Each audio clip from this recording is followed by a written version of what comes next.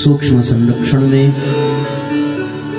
पंचकुंडीय गायत्री महायज्ञ एवं श्रीमद् पावन प्रज्ञा पुराण कथा के इस 4 दिवसीय आध्यात्मिक अनुष्ठान में आज सत्संग के द्वितीय सत्र में विराजमान सभी आत्मीय बंधुओं, शक्ति स्वरूपा माताओं, बहनों, देवतुल्य भाइयों, वर्तमान में और भविष्य में भी विज्ञान के माध्यम से आज के इस आध्यात्मिक संदेश का श्रवण पान करने वाले हमारे सभी सत्संग प्रेमी भाई बहन, आप सबके हृदय में विराजमान परमपिता परमेश्वर को प्रणाम करते हुए आइए आज के सत्र का हम सभी भावपूर्वक शुभारंभ करें।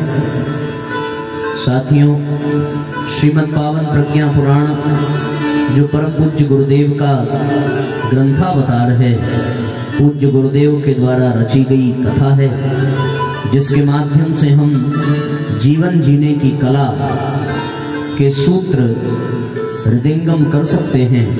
ऐसी पावन कथा, ऐसा प्रज्ञा पुराण हम सबके सौभाग्य का परिचायक बनकर के इस धराधाम पर हमारे ही लिए ज्ञान यज्ञ के उद्देश्य से हमें प्राप्त हो रहा है।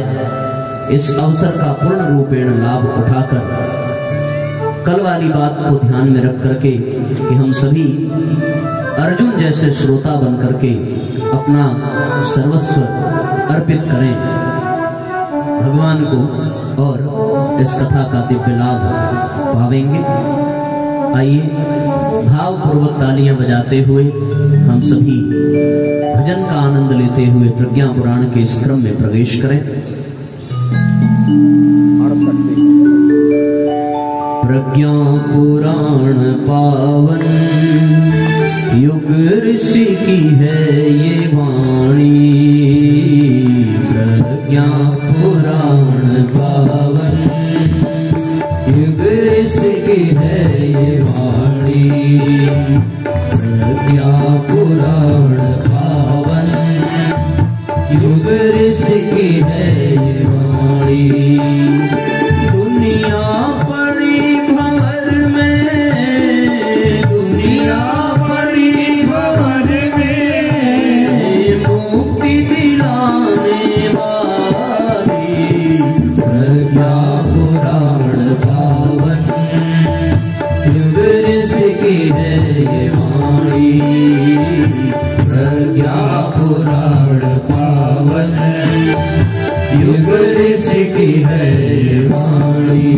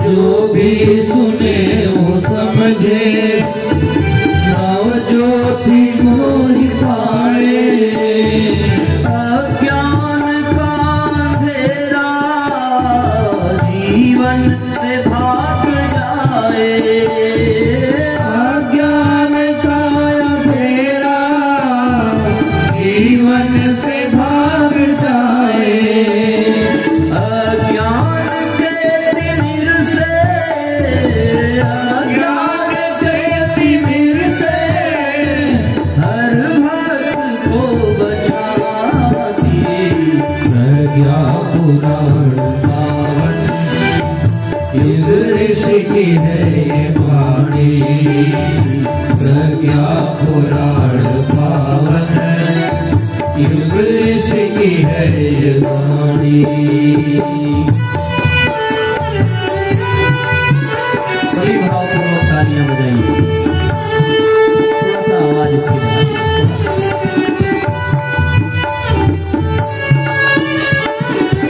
जय हो।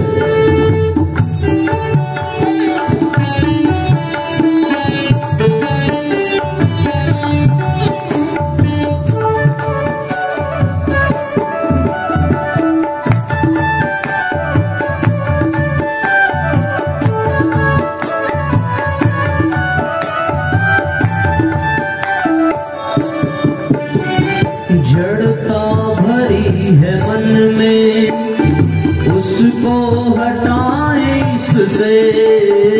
जड़ता भरी है मन में, उसको हटाए इससे।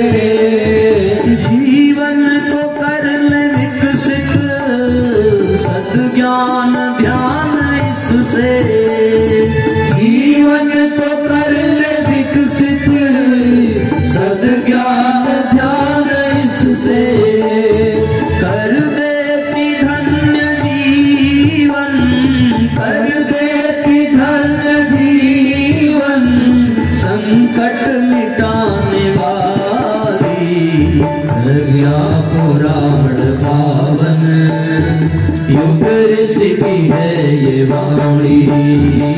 प्रज्ञा पुराण पावन, युग ऋषि की है ये वाणी।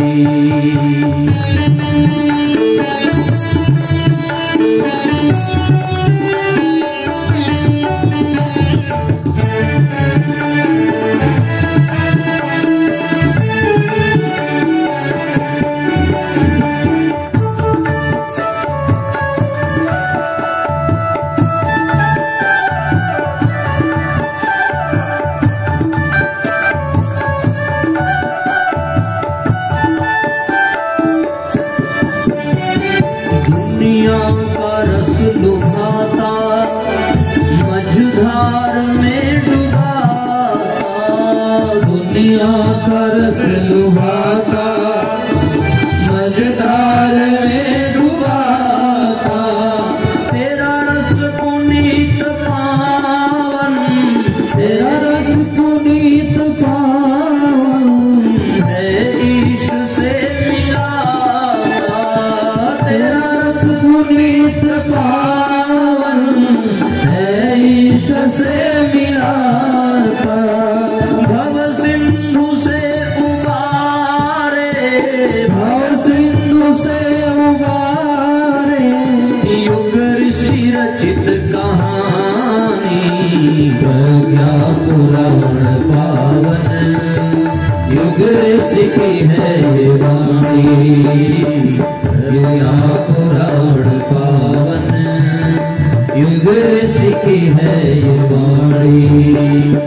दुनिया बड़ी भंवर में, दुनिया बड़ी भंवर में, दुनिया बड़ी भंवर में, दुनिया बड़ी भंवर में, मुक्ति दिलाने वाली। प्रज्ञा पुराण पावन, युग ऋषि की है ये वाणी। प्रज्ञा पुराण पावन, युग ऋषि की है ये वाणी। प्रज्ञा पुराण पावन, युग ऋषि की है ये वाणी। युग ऋषि की है ये वाणी, युग ऋषि की है ये वाणी। बोलिए श्रीमद् पावन प्रज्ञा पुराण की जय हो। बोलिए परम पूज्य गुरुदेव की जय हो। बोलिए भारत माता की जय हो। भारतीय संस्कृति की, यज्ञ भगवान की जय हो।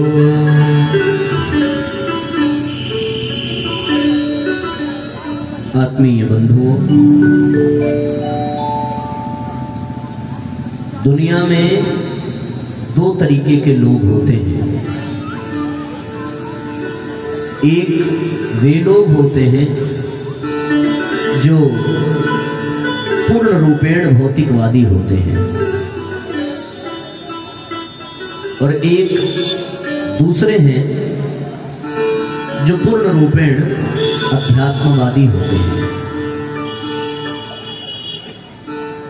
इन दोनों के मिश्रण से एक तीसरा व्यक्तित्व भी बनता है, जिसमें भौतिकता भी होती है और जिसमें उतनी ही मात्रा में आध्यात्मिकता भी होती है। भौतिकवादी वो है जो केवल और केवल इस शरीर के लिए प्रयत्नशील हो। शारीरिक सुख सुविधा, शारीरिक पोषण, शारीरिक सौंदर्य, शारीरिक विधि व्यवस्था,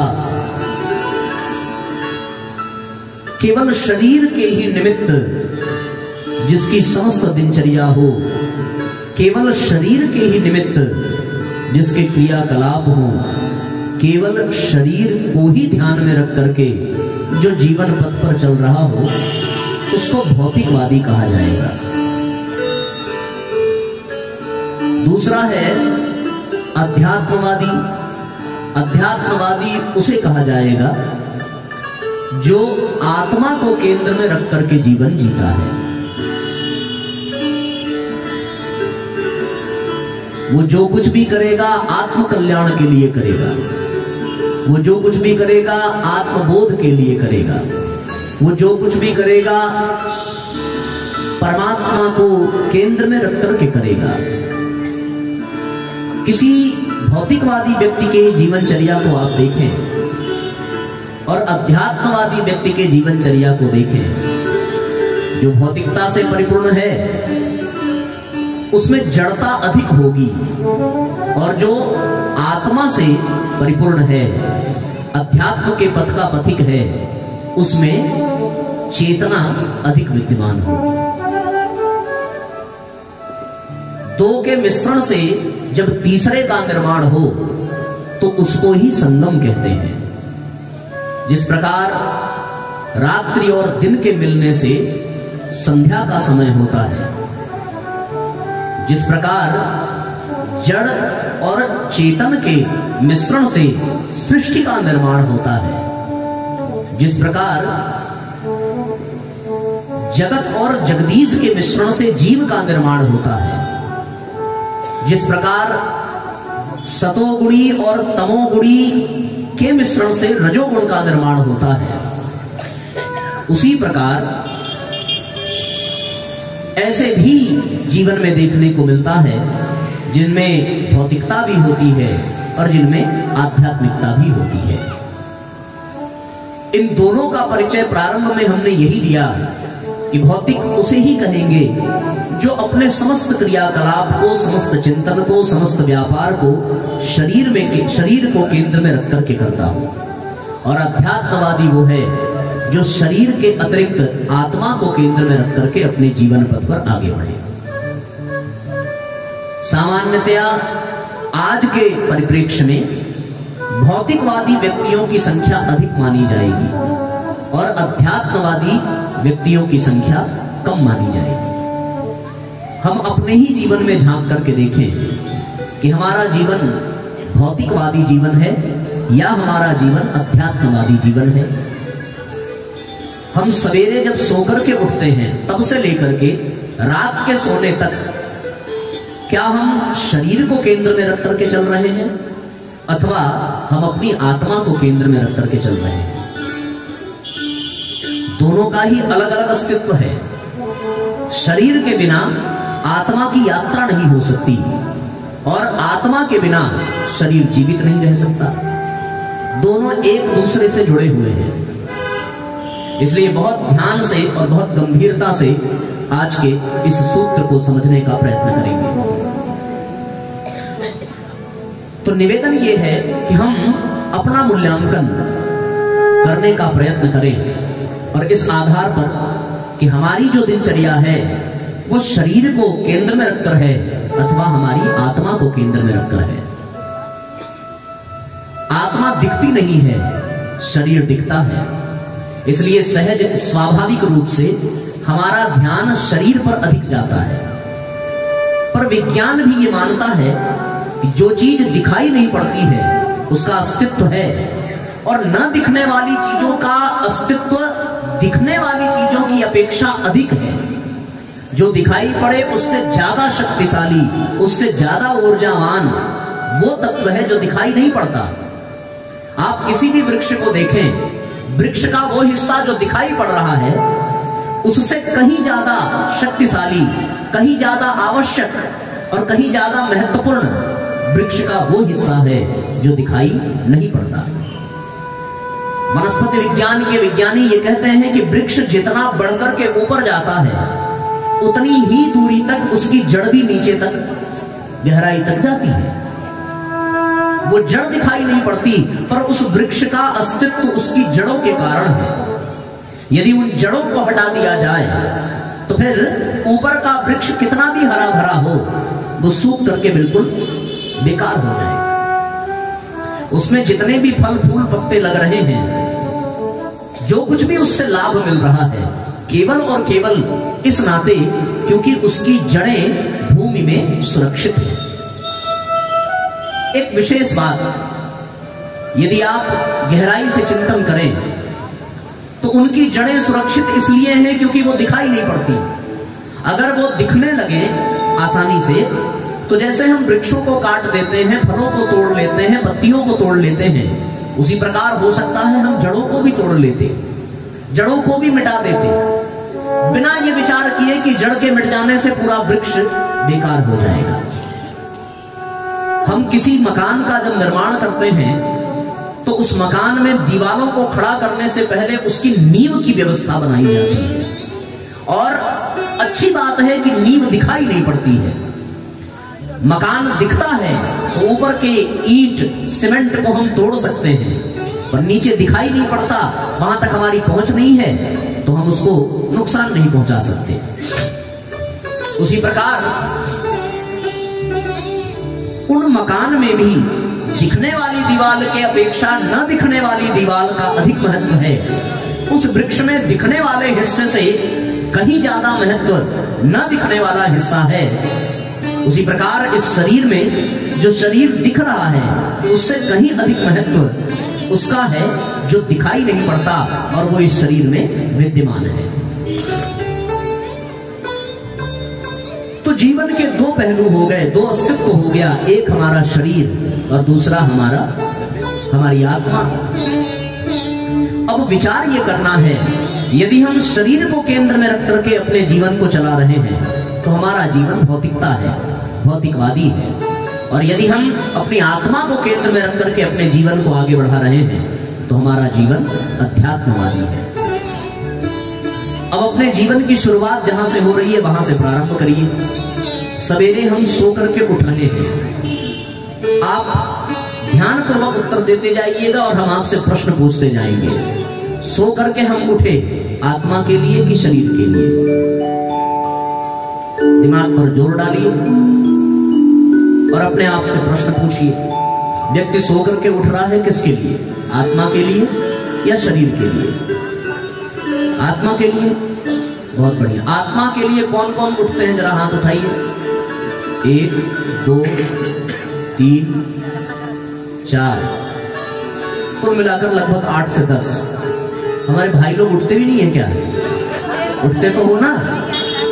चलो अच्छा, हो सकता है आत्मा के लिए नहीं उठते। शरीर के लिए कितने लोग उठते हैं वो जरा हाथ उठाएं। हाँ, आप बहुत समझदार हैं और सत्य कह रहा हूं, आप सब तो समझदार ही हैं, पर हम सबसे बड़े मूर्ख हैं जो हम आपसे पूछ रहे हैं।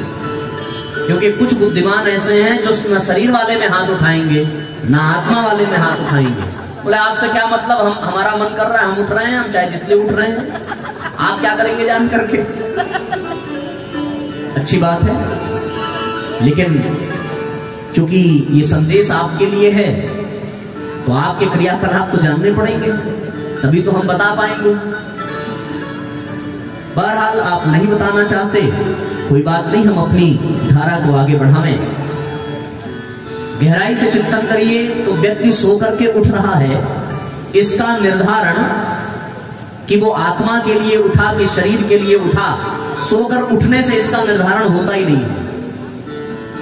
आप सोकर के उठ जाइए तो आप के मात्र उठ जाने से ये तय नहीं होगा कि आप शरीर के लिए उठे या आत्मा के लिए उठे। ये कब तय होगा? उठने के बाद आप क्या कर रहे हैं उससे तय होगा कि आप शरीर के लिए उठे या आप अपनी आत्मा के लिए उठे। अब यदि आप उठने के पश्चात भगवान का ध्यान करते हैं, आत्मा के लिए कुछ प्राणायाम करते हैं, उपासना करते हैं, संध्या वंदन करते हैं, तब तो आपका उठना आत्मा के लिए है। और यदि आप सोकर के उठे और उठते ही आपने मोबाइल चलाना प्रारंभ किया, उठते ही आप अपने घर परिवार बच्चों में लग गए, तो फिर निष्कर्ष क्या निकलेगा कि आप उठे तो जगे तो, लेकिन आत्मा के लिए नहीं जगे, शरीर के लिए जगे। अब जरा विचार करिए कि हम लोग किसके लिए जग रहे हैं। हम सवेरे सो करके उठे, उठते ही हम बाथरूम जाते हैं, शौच से निवृत्त हुए तो उससे शरीर को लाभ मिला कि आत्मा को? जाहिर सी बात है शरीर को मिला। हमने स्नान किया शरीर के लिए या आत्मा के लिए? शरीर के लिए। हमने ब्रश किया शरीर के लिए, आत्मा के लिए? शरीर के लिए। फिर उसके बाद हमने कुछ नाश्ता किया, कुछ भोजन किया, किसके लिए? शरीर के लिए। भोजन बनाया किसके लिए? शरीर के लिए। घर से बाहर कमाने के लिए निकले, किसके लिए? शरीर के लिए। परिवार बसाया किसके लिए? शरीर के लिए। व्यापार चलाया किसके लिए? शरीर के लिए। यात्रा की किसके लिए? शरीर के लिए। मकान बनवाया किसके लिए? शरीर के लिए। बिस्तर, सारी चीजें जो भी व्यवस्था में हैं, जो कुछ भी हम खरीद रहे हैं, जो कुछ भी बेच रहे हैं, जो कुछ भी बना रहे हैं, जो कुछ भी बिगाड़ रहे हैं, वो सब यदि देखा जाए तो किसके लिए हो रहा है? शरीर के लिए। हम वस्त्र पहन रहे हैं किसके लिए? शरीर के लिए। हम सजावट कर रहे हैं, मेकअप कर रहे हैं किसके लिए? शरीर के लिए। शादियों में जा रहे हैं किसके लिए? शरीर के लिए। सारा व्यापार, सारा व्यवहार, सारा परिवार, सब जितना कुछ भी सरंजाम है हमारे जीवन में, सुबह सोकर उठने से लेकर के रात के सोने तक जो कुछ भी हमने किया, किसके लिए किया? शरीर के लिए किया। शरीर किसकी वजह से है? आत्मा की वजह से। उसके लिए कुछ किया नहीं। आप सोचो, ये बात तो ऐसी हो गई कि हम पेड़ तो हरा भरा चाहते हैं, पर पेड़ में ही खाद पानी दे रहे हैं, उसकी जड़ में नहीं दे रहे हैं। दिक्कत की बात है ना।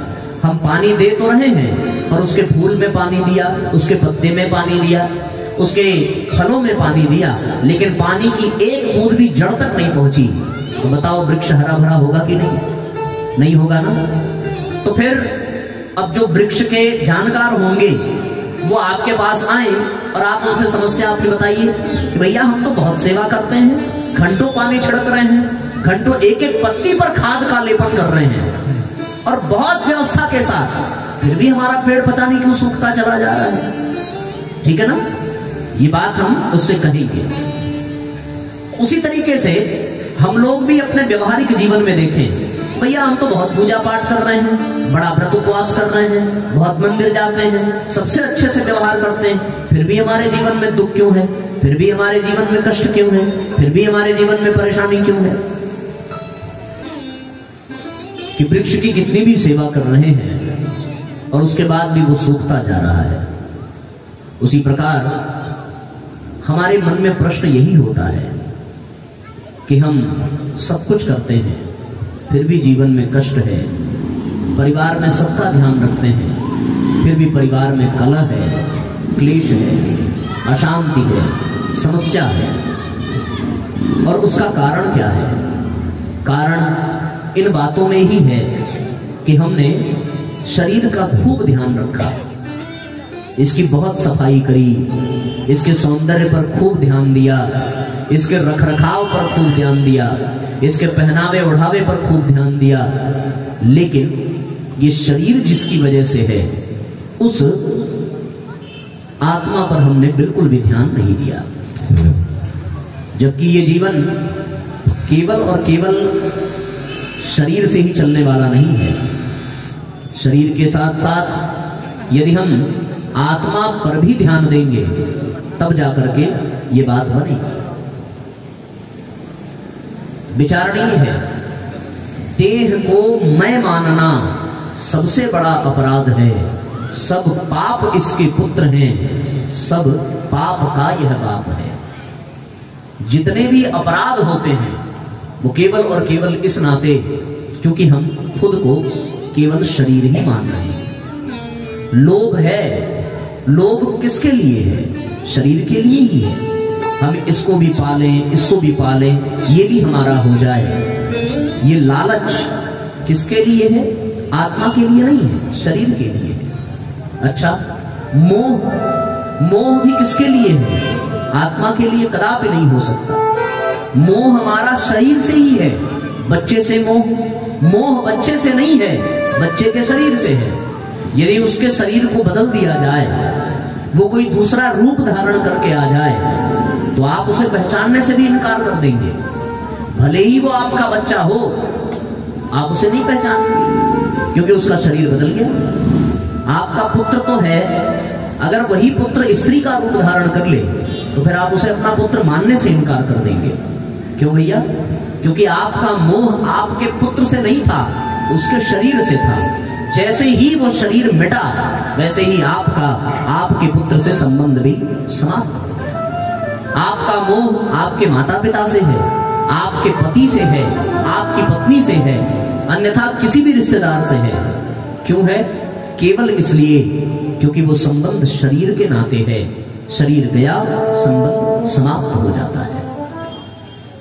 तो मोह भी शरीर के नाते, लोभ भी शरीर के नाते और अहंकार भी शरीर के नाते। तात तीन अति प्रबल खल, ये तीन प्रबल खल कौन से हैं? लोभ, मोह और अहंकार। ये अहंकार भी किस बात का है? क्या आपने किसी बुजुर्ग को अपने शारीरिक बल को दिखाते हुए अथवा शरीर के अहंकार का प्रदर्शन करते हुए देखा आपने?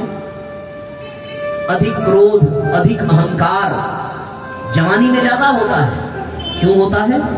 क्योंकि जवानी में शरीर जवान रहता है, शरीर में ताकत रहती है। आप उससे पैसा कमा सकते हैं, आप उससे व्यवस्था बना सकते हैं।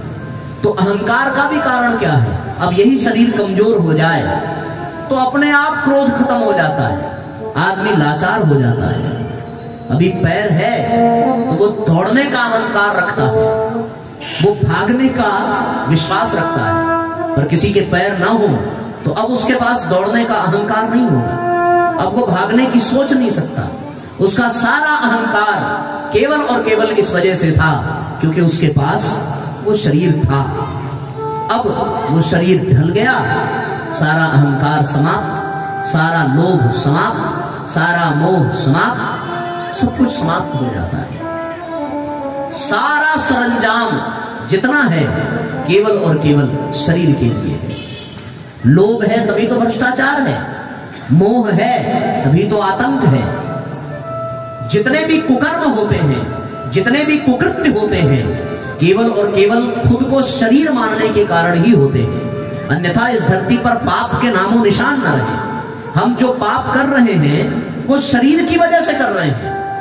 अगर हम आत्म दृष्टि से जीने लगे तो फिर सारे पाप समाप्त हो जाएंगे। जितने भी बलात्कार हैं वो किस वजह से हो रहे हैं? शरीर के कारण। जितना भी क्रोध, अहंकार, लोभ, मोह, मनोविकार है किसके कारण है? शरीर के कारण। यदि आप किसी की अंतरात्मा को देखें तो क्या आप उससे ईर्ष्या कर पाएंगे? ईर्ष्या क्यों होती है? शरीर के कारण होती है। द्वेष की भावना क्यों आती है? शरीर के कारण आती है। शरीर है, किसी ने अच्छे वस्त्र पहन लिए, अच्छी गाड़ियां खरीद ली, अच्छे आभूषण खरीद लिए, अब जिनके पास वो नहीं है उनको ईर्ष्या हो रही है। क्यों हो रही है? क्योंकि वो हमको शरीर समझ रहे हैं। जबकि सच्चाई क्या है कि हम शरीर तो है ही नहीं। जो खुद को शरीर माने वो बड़ा अभागा है, वो बड़ा मूर्ख है। शरीर इस जीवन की यात्रा के लिए मिला था और इस शरीर का कोई काम नहीं है। तो साथियों, स्वयं को शरीर मान लेना यही सारे अपराध की, सारे पाप का एकमात्र कारण है। खुद को शरीर मानकर बैठ जाना। हमें भूख लगेगी और भूख लगने पर यदि हमारे पास भोजन का अभाव है तो हम शरीर की भूख मिटाने के लिए दूसरों के भोजन को छीन लेते हैं, दूसरों के भोजन को हड़प लेते हैं। हमें तन को ढकना है और अच्छे वस्त्र से ढकना है, तो फिर क्या होता है? हम दूसरों के वस्त्र छीन लेते हैं, दूसरों के वस्त्र का हरण कर लेते हैं। हमें अच्छे मकान में रहना है, मकान बनाने के लिए धन चाहिए। एक बड़ी बात आपसे कहूं कि व्यक्ति इस वजह से भी कम दुखी है कि वो शरीर की व्यवस्था में लगा है, बल्कि वो इस वजह से दुखी है कि हमारी व्यवस्था दूसरों की तुलना में सबसे अच्छी होनी चाहिए।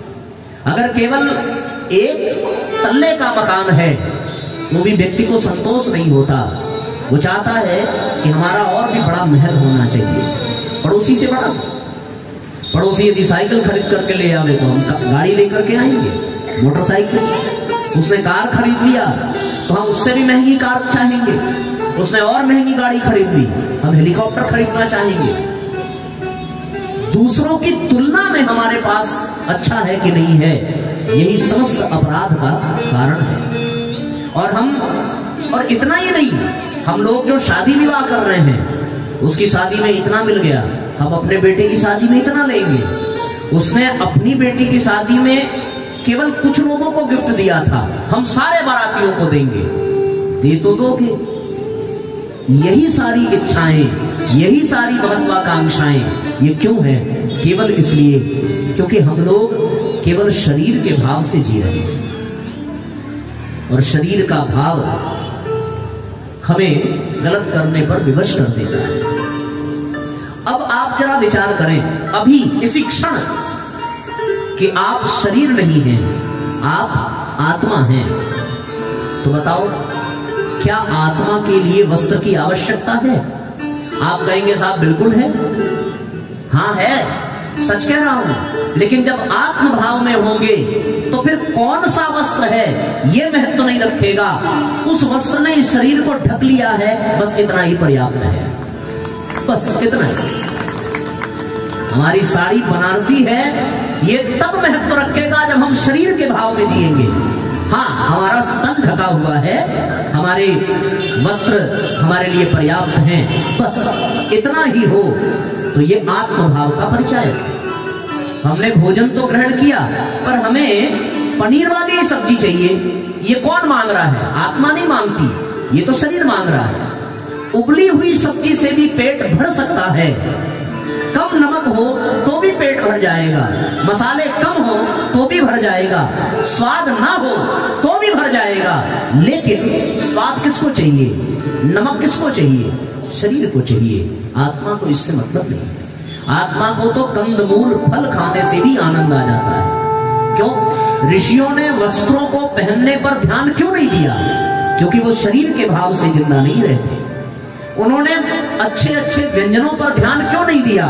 केवल फल फूल कंदमूल शकरकंद खाकर ही तप किया है। कारण क्या था? क्योंकि वो शरीर को केंद्र में रख करके जीवन नहीं जी रहे थे। उनके जीवन का केंद्र क्या था? उनकी आत्मा थी। उनका एक ही ध्यान था कि इस भोजन को करने से क्या आत्मा को संतुष्टि मिलेगी? बिल्कुल मिलनी चाहिए। अगर उस भोजन से आत्मा में कसाय कलमश भर रहा है तो हम उसको नहीं ग्रहण करेंगे। और इसी नाते पहले के लोग सात्विक भोजन को अधिक महत्व देते थे, क्योंकि उससे आत्मा को तृप्ति मिलती थी। आप मांस भक्षण कर रहे हो, वो मांस भक्षण, वो मांसाहार आत्मा के लिए आवश्यक नहीं है। वो किसके लिए आवश्यक है? केवल और केवल शरीर के लिए। वो मन को अच्छा लग रहा है कि आज हम बकरा खा के आए, आज हम मुर्गा खा के आए। आत्मा को उससे मतलब नहीं है आप क्या खा करके आए। आत्मा तो बस ये सोचती है कि शरीर की यात्रा ठीक से चले, और उसके लिए समय समय पर स्वल्पाहार इसको मिलना चाहिए, बस उसको इतने से ही मतलब है। पर हमने इतना बवंडर पाल लिया, ये सारा किसकी वजह से? शरीर की वजह से। और जब उस शरीर का उपयोग हम आत्म कल्याण के लिए करना चाहते हैं तो वो शरीर धोखा भी दे देता है। आप ध्यान देना, जिन लोगों ने अपने बचपन में अपने माँ बाप के द्वारा 7-7, 8-8 बार अपने शरीर की मालिश कराई होगी, जो लोगों ने खूब मलाई मेवा मिश्री खाई होगी, आज अगर कथा में जमीन पर बिठा दिया जाए तो वो पैर ही उनका विद्रोह कर देता है कि भैया मैं नीचे तो नहीं बैठ पाऊंगा, घुटने में दर्द हो जाएगा, कमर मचकने लगेगी। सेवा किसकी की हमने? शरीर की। और उस शरीर को उठा करके ले आए सत्संग पंडाल में कि चल थोड़ी आत्म कल्याण की भी बात सोच ले। अब जैसे ही लेकर के आए वैसे वो शरीर जिसको आज तक हम तेल मालिश कर रहे थे, आज वो धोखा दे देता है कि ना ना भाई नीचे तो नहीं बैठ पाएंगे।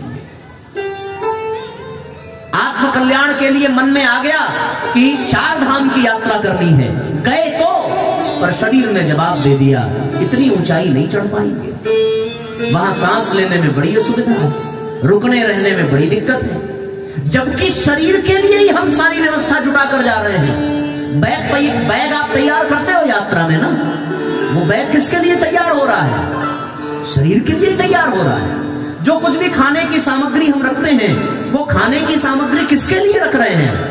शरीर के लिए रख रहे हैं। और वही शरीर जिसकी आप इतनी देखभाल कर रहे हो, वही शरीर बिल्कुल दर्शन करने में जो लाइन लगी है, उस लाइन में खड़े होकर के कहता है भैया बड़ी लंबी लाइन है यार, इतनी देर में खड़ा नहीं रह पाऊंगा। ये कौन कह रहा है? हमारा शरीर कह रहा है। तब बड़ा कष्ट होता है। आए हाय, ये तो बड़ा गजब हो गया, मैं तो जीवन भर इसी की सेवा में लगा था, जीवन भर इसी को संवारने सजाने में जीवन बीत गया, लेकिन बात बिगड़ती चली गई। कब एहसास हुआ?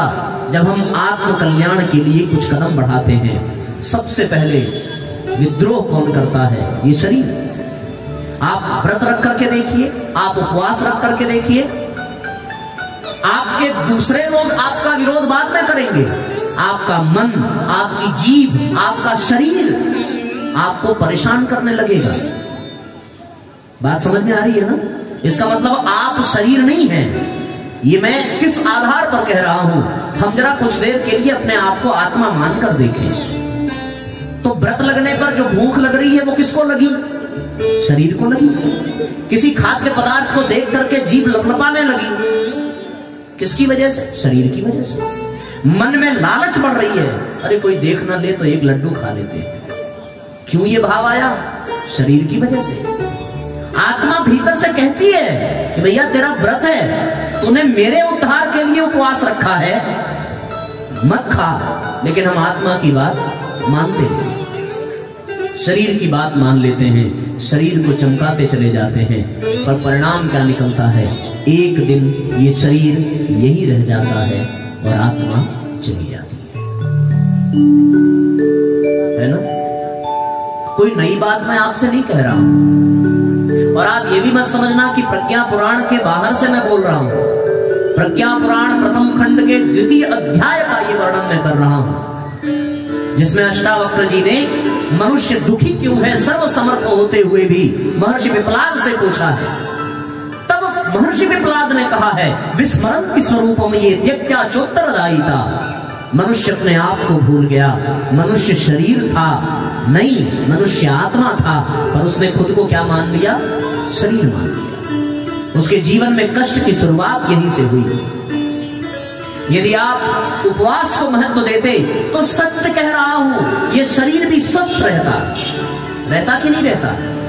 हमने जीभ को महत्व दिया, स्वास्थ्य को नहीं, स्वाद को महत्व दिया। चौपट कौन हुआ? आत्मा भी चौपट हुई, शरीर भी चौपट हुआ। हमारे गुरुदेव ने कहा कि सप्ताह में एक दिन भैया नमक मीठा मत खाना, अस्वाद व्रत रखना। गुरुजी की बात माने नहीं, लेकिन जब डॉक्टर ने कह दिया तो फिर मानना पड़ा। किसी भी कष्ट को स्वयं स्वीकार कर लेना ही तप है, और किसी भी कष्ट को बिना मर्जी के स्वीकार करना ही दर्द है। कष्ट कष्ट आपके बिना इच्छा के आ गया तो वो समस्या है, और आपने स्वयं से स्वीकार कर लिया तो वो तपस्या है ना। स्वेच्छा से नमक मीठा छोड़ दिया कि भैया हफ्ते में मैं एक दिन अस्वाद व्रत रखता हूं, ये तपस्या है। और डॉक्टर ने मना कर दिया है, भाई चाय वाली चीनी वाली चाय मत दीजिएगा, ये क्या है? ये तपस्या नहीं है, ये समस्या है। जो पैसे वाले हैं, जो खाने के लिए जिनके पास सब कुछ है, पर उनके जीवन में समस्या है कि वो खा नहीं सकते, और जिनके पास नहीं है, यदि वो तपस्या कर लें तो उन्हें खाने की जरूरत नहीं है। परेशान तो दोनों होंगे, एक खा खा करके पेट दुखाएगा, एक बिना खाए पेट दुखाएगा। इन दोनों की श्रेणी में कौन रहता है? वो रहता है जो शरीर को महत्व देता है, और जो आत्मा को महत्व दे। उसे मिल भी गया तो भी आनंद है, नहीं भी मिला तो भी आनंद है। क्यों? क्योंकि वो आत्मा के आनंद में रहता है। शरीर को महत्व देने के ही कारण सारे कष्ट हैं। जितने भी संबंध है वो संबंध आत्मा के नहीं है। आत्मा का संबंध केवल दो से है, एक गुरु से और एक भगवान से। बाकी जितने संबंध हैं वो केवल और केवल शरीर से हैं। शरीर गया, संबंध समाप्त। वासांस जीर्णानि यथा विहाय नवान गृह्णाति नरोपराणि। ये तो शरीर आत्मा का वस्त्र है, उस आत्मा का कोई नुकसान नहीं हो सकता, लेकिन इस शरीर का बार बार नुकसान होता है। नयनम छिद्यन्ति शस्त्राणि नयनम दहति पावकः न चैव क्लेदयन्तापो न शोष्यति मारुतः। आत्मा तो अजर है, अमर है, उसे किसी चीज की आवश्यकता नहीं है। ना आत्मा को धन चाहिए, न अन्न चाहिए, न सुख चाहिए, वो तो सच्चित आनंद स्वरूप है। पर हमें जो कुछ भी चाहिए वो केवल शरीर के लिए चाहिए, और उस शरीर को पाने के लिए ही हम सब कुछ इतना सरंजाम जुटाते हैं। जरा विचार करके देखो, पहले के ऋषि महर्षि फल फूल खाकर भी आनंद में रहते थे, और हम लोग 56 प्रकार के व्यंजन पाकर भी कष्ट में हैं, है ना। एक टाइम का भोजन खा करके उठे, दूसरे टाइम की चिंता सताने लगी। बच्चे मम्मी से पूछते हैं, मम्मी बच्चों से पूछती है शाम को क्या बनेगा आज। बच्चे भी कहते हैं मम्मी आज शाम को क्या बनेगा। फिर उसके बाद पति महोदय भी पूछते हैं आज टिफिन में क्या बना के दिया तुमने। खाने की चर्चा होती है। अगर व्रत भी है ना तो व्रत में भी, अच्छा आज तो एकादशी का व्रत है, एक काम करना रात में ही साबूदाना भिगा देना। सुनो, मूंगफली आज ही भून करके रख लो, कल थोड़ी व्यस्तता रहेगी। कुछ कह रही है? ये ऐसा करती है तो फिर आप संजय जैसी श्रोता हैं। तो जो जनाने के लिए बैठा हो ना कि ये ऐसा करती है, फिर वो श्रोता कैसा? संजय जैसा। वो अर्जुन नहीं है। आप तो नहीं जना रही हो किसी, आप अर्जुन वाली श्रोता बड़ी। अब ध्यान दीजिए, एक बात, कथा दूसरों के लिए नहीं है, हमारे लिए। हास्य विनोद अपनी जगह है, पर गंभीर विषय है, ध्यान देंगे। ये आत्मा और ये शरीर, बस यही समस्या का कारण है। परम पूज्य गुरुदेव ने अपने जीवन की एक पहली पुस्तक लिखी है। उस पुस्तक का नाम है मैं क्या हूं। जिन लोगों ने पढ़ा हो और ना पढ़ा हो तो वहां से लेकर के जाइएगा। ये जो बातें मैं कह रहा हूं ये उसी पुस्तक का सार संक्षेप है। गुरुदेव ने उसमें कुछ साधना की विधियां दी हैं कि हम ऐसा अभ्यास करें कि हम शरीर के भाव से ऊपर उठें और अपने आत्म भाव में प्रवेश करें। गुरुदेव ने जो साधना भी बताई है वो आत्मबोध की साधना, शरीर बोध की साधना आज तक किसी ने नहीं बताई। जिन्होंने भी बताया आत्मबोध की साधना, तत्वबोध की साधना। जो लोग शांति कुंज में गए होंगे और वेद माता गायत्री मंदिर के बगल में भटके हुए देवता का जो मंदिर है और उसमें जो बड़े बड़े 5 दर्पण लगे हैं, आदमी का पूरा चरित्र, पूरा चिंतन वहीं पर साफ हो जाता है। यदि वो शरीर भाव में है तो उस दर्पण में देख करके अपने बाल ठीक करेगा, अपने वस्त्र ठीक करेगा, अपने आभूषण ठीक करेगा। लेकिन जो आत्म भाव में है वो वहां पहुंचते ही खुद को नहीं देखेगा, वो किसको देखेगा? वहां लिखी हुई बातों को देखेगा। क्या लिखा है? कौन कौन गया शांति को ध्यान उठाओ जरा, गए हैं आप लोग ना? तो वहां जो शरीर भाव में है वो उस दर्पण में खुद को निहारता है, और जो आत्म भाव में है वो वहां दर्पण में लिखी हुई बातों को पढ़ता है। क्या लिखा है? सोहम शिवोहम सच्चिदानंदोहम अयमात्मा ब्रह्म तत्त्वमसि। ये बातें लिखी हैं। सोहम यानी मैं वही हूं, शिवोहम मैं शिव हूं कल्याणकारी, सच्चिदानंदोहम मैं सच्चित आनंद हूं, अयम आत्मा ब्रह्म ब्रह्म हूं तत्त्वमसि, मैं वही हूं, वो मैं हूं। ये कौन कर सकता है? ये वही कर सकता है जो शरीर को नहीं आत्मा को केंद्र में रख करके चल रहा। ये शरीर केवल और केवल आपको किराए के मकान के जैसा मिला है। जो लोग किराए पर रहते हैं आप देखो, उनको उस किराए के मकान से मोह नहीं होता। वो आज हैं और कल वो छोड़ करके चले जाएंगे। उसी प्रकार ये शरीर है। जिस प्रकार से उस किराए के मकान में खिड़की होती है, दरवाजा होता है, उसी प्रकार इस शरीर में भी 9-10 दरवाजे हैं, 9-10 खिड़कियां हैं। जिस प्रकार हम उस शरीर उस मकान का किराया चुकाते हैं, उसी प्रकार इस शरीर का भी किराया है। जब तक सांस रूपी किराया जमा करते रहोगे तब तक ये शरीर चलता रहेगा। जिस दिन वो किराया देना बंद कर दिया, मकान मालिक निकाल करके आपको बाहर कर देगा। एक संत ने बड़ा सुंदर भाव दिया है।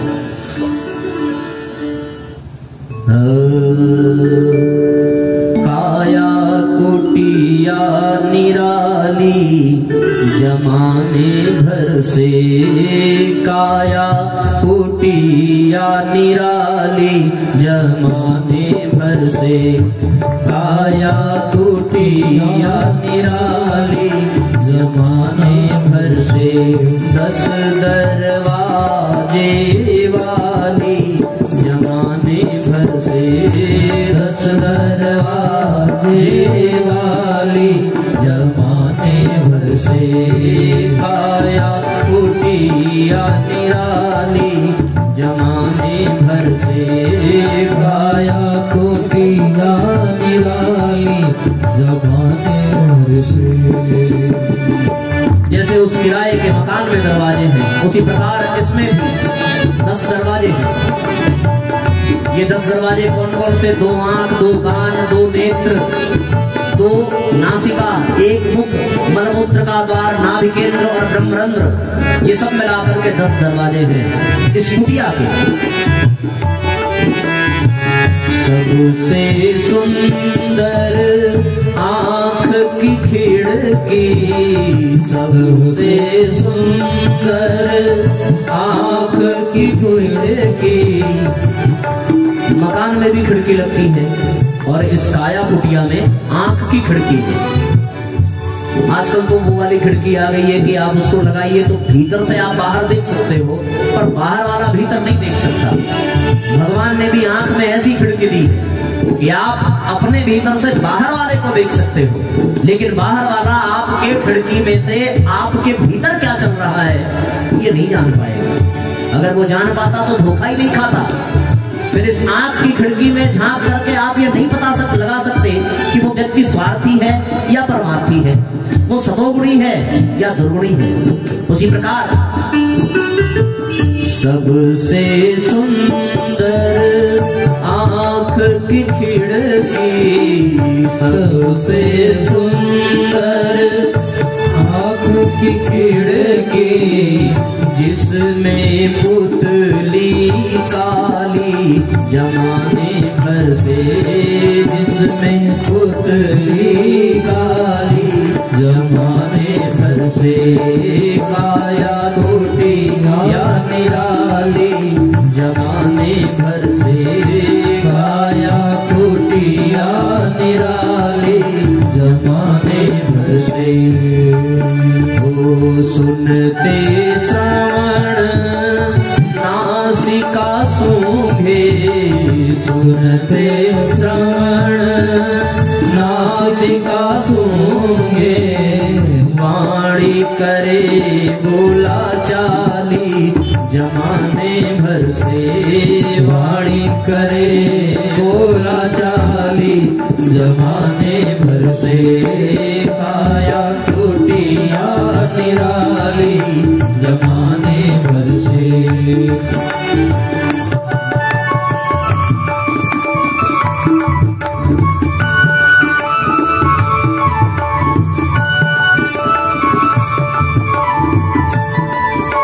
विचार करिए,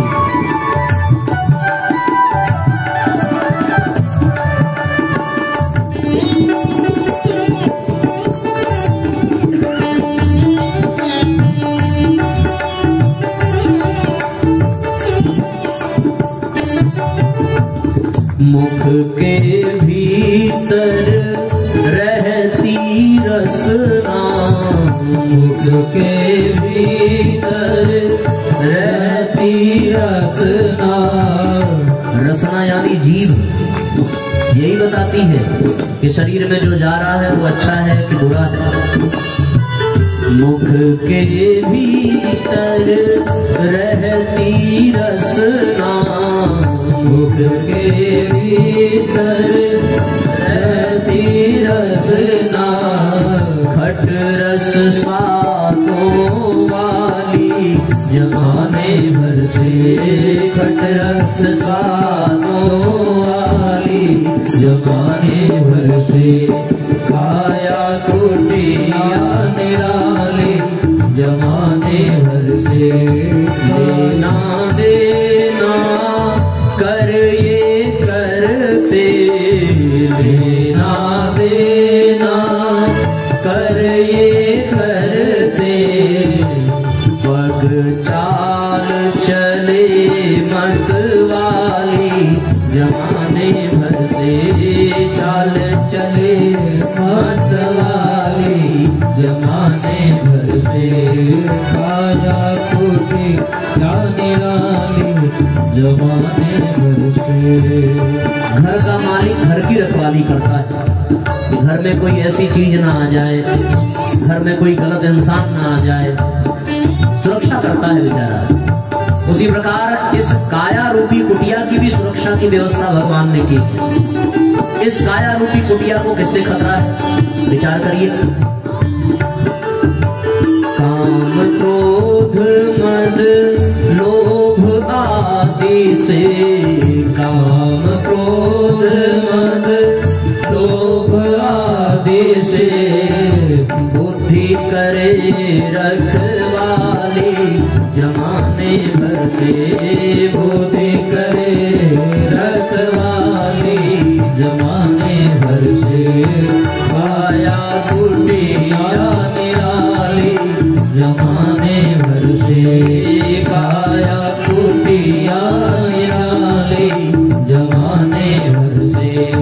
करके संग इंद्रियों का मन, करके संग इंद्रियों का मन। बन बैठा जंजाली जमाने भर से, बन बैठा जंजाली जमाने भर से। काया टूटिया निराली जमाने भर से। इस कुटिया का सहज किराया, इस कुटिया का, इसका भी किराया है। कौन सा किराया प्रारंभ में ही बताया है। इस कुटिया का सहज किराया, इस कुटिया का सहज किराया। सांस चुकाने वाली जमाने भर से, सांस चुकाने वाली जमाने भर से। काया टूटिया निराली जमाने भर से।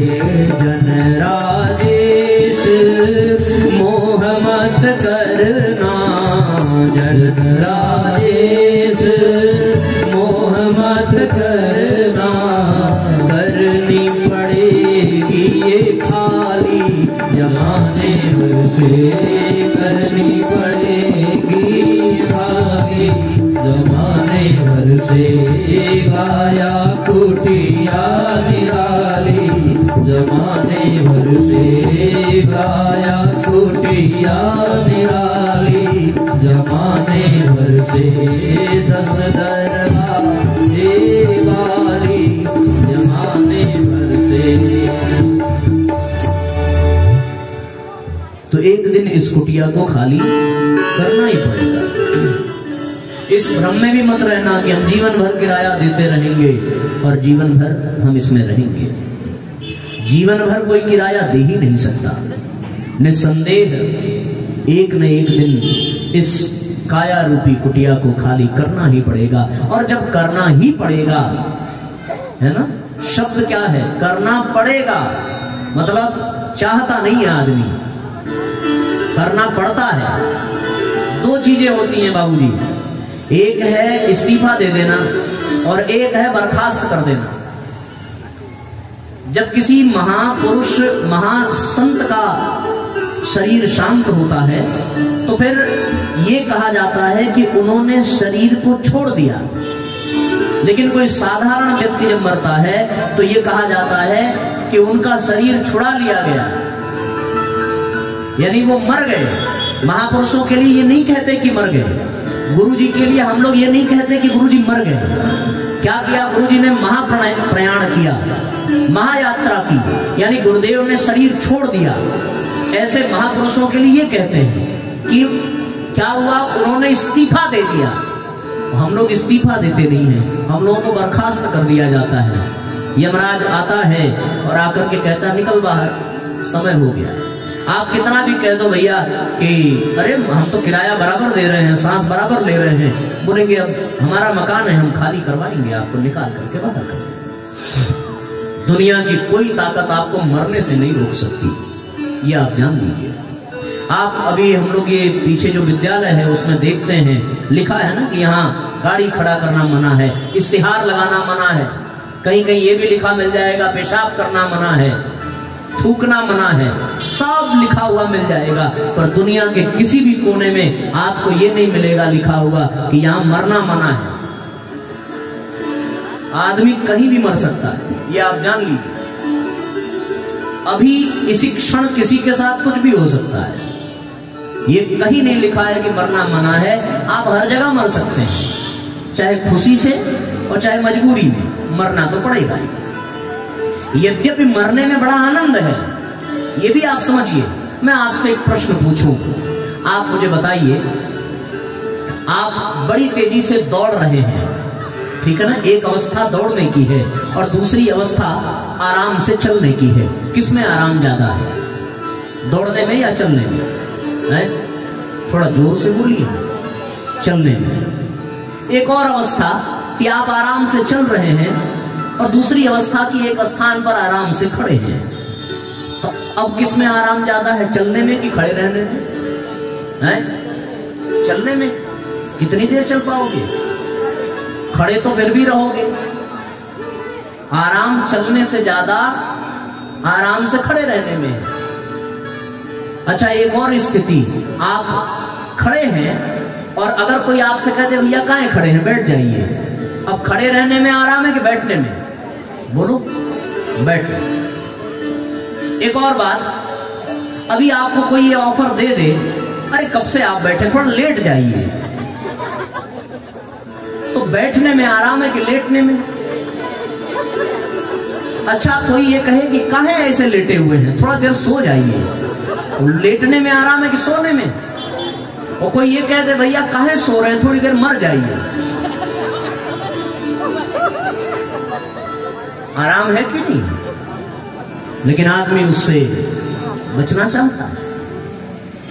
एक आपको और मजे की बात बताऊं, विषय हमारा वही है, आप निश्चिंत रहिएगा, हम विषयांतर हो ही नहीं सकते। विषय अभी भी वही है कि शरीर एक दिन हट जाएगा, इस शरीर के चक्कर में मत पड़ो। विषय अभी भी वही है कि हमें आत्मस्थ होकर के जीवन जीने की आवश्यकता है, तब जाकर के बात बनेगी। पर चूंकि शरीर की चर्चा है और शरीर मरण धर्मा है, हम लोग मृत्यु लोक के निवासी हैं। तो ये बात आप अच्छे से अपने मन में बिठा लें, मरना पड़ेगा ही पड़ेगा, आप चाहें या ना चाहें। और मरेंगे तो केवल आत्मा ही जाएगी यहां से, शरीर यहीं जल करके राख हो जाए। एक आदमी ने बड़ी युक्ति लगाई कि चाहे जो हो जाए हम मरना नहीं चाहते, मरेंगे नहीं। सवेरे 4 बजे सो करके उठा, दरवाजे से डोरबेल बजी, बेचारा सोचने लगा इतनी सवेरे कौन आ गया। बहुत ध्यान से सुनिएगा। दरवाजा खोला, सामने पर एक बहुत बड़ा भैंसा था और उस भैंसे पर एक आदमी बैठा था। तो उस व्यक्ति ने दरवाजे से पूछा, भाई साहब कौन है, कहां से आ गए? तो वहां से आवाज आई कि हम कोई इस दुनिया के नहीं है, हम यमराज हैं और तुमको लेने आए हैं। चिंतित हो गया बेचारा, आप तो बिना बताए आ गए। यमराज ने कहा, हम बिना बताए कभी नहीं आते, तुम्हें हमने पहली बार संकेत किया था जब तुम्हारे बाल सफेद हुए थे कि अब तुम्हारे चलने का समय आ रहा है, तुमने हमें बेवकूफ समझा, डाई लगा लिया। दूसरा हमने संकेत किया, तुम्हारे आंख से कम दिखने लगा, तुमने हमें बेवकूफ समझा, चश्मा लगा लिया। फिर हमने कहा और अच्छे से बताना पड़ेगा, 2-3 दांत घटाए, तुमने वो भी लगा लिया। हमें इतना फालतू समझ रहे थे तुम। फिर तुम्हारे कान से हमने सुनना बंद कराया कि अब तुम सजग हो जाओ, अब तुम्हें जाने का वक्त आ गया है, कि तुम उसमें मशीन लगा लेते हो। बड़ी चालाक हो गई है दुनिया, अब हम आ गए हैं खुद। उसने और चालाकी लगाई। अच्छा, अब जब आ ही गए हैं और हमारे घर पहली बार आए हैं, अतिथि देवो भव, आप आए हैं तो आपके स्वागत का हमारा फर्ज बनता है। इस कर्तव्य को निभाने के बाद ही हम जाएंगे, हमारा आग्रह स्वीकार करिए। बोले ठीक है, अगर आप कह रहे हैं तो चलना ही, एक अंतिम इच्छा तुम्हारी मान लेते हैं। वो आए अंदर, उन्होंने कहा आपका ये जो वाहन है इसको जरा पार्किंग में लगाइए ना, यहां रहेगा तो बड़ा गंदगी करेगा। भैंसे को पार्किंग में लगाया और यमराज जी आए, गेस्ट रूम में बैठे। उसने कहा, महाराज हमारे हाथ की चाय विश्व प्रसिद्ध है, हम आपको चाय पिलाएंगे और फिर आपकी इच्छा अनुसार आपके साथ चलेंगे। उसने दिमाग लगाया, चाय बनाई और चाय में नींद की गोली मिला दी। यमराज, अब वहां स्वर्गलोक में तो चाय मिलती नहीं होगी, उसने सोचा कि ये तो बड़ा बढ़िया आइटम है, और नींद की गोली, और यमराज ने चाय पी और पी करके यमराज सो गए। यमराज की जेब में उसने सूची निकाली, जो मरने वालों की लिस्ट लेकर आए थे, किसको किसको लेकर के जाना है। सबसे ऊपर उसका नाम लिखा था, अपना नाम काट करके उसने सबसे नीचे लिख दिया। अब ये जगेंगे, ऊपर वाले को ले जाएंगे और व्हाइटनर लगा करके बढ़िया उसको ऐसा व्यवस्थित किया कि यमराज को पता ही ना चले। 6-7 घंटे बाद यमराज जगे। अब नींद पूरी हो चुकी थी तो बड़ा आनंद था। बोले, मैं तो तुमसे बहुत खुश हूं, ऐसा पेय पदार्थ तो हमारे यहां मिलता ही नहीं है।